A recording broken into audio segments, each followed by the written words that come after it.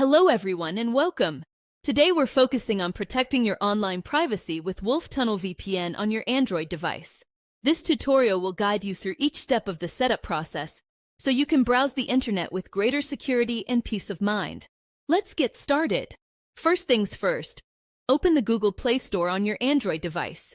In the search bar, type Wolf Tunnel VPN. Before you tap install, it's a very good idea to double-check the app name and icon to make sure you're installing the official Wolf Tunnel VPN app.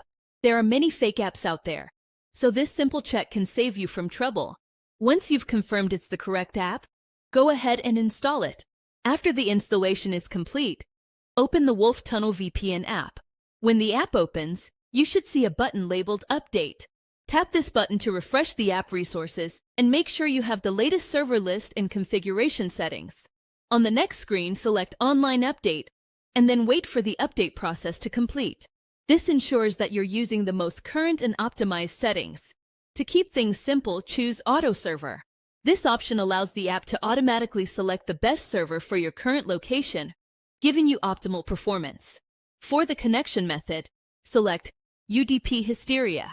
This is a modern protocol that can often provide a faster and more stable connection than older protocols.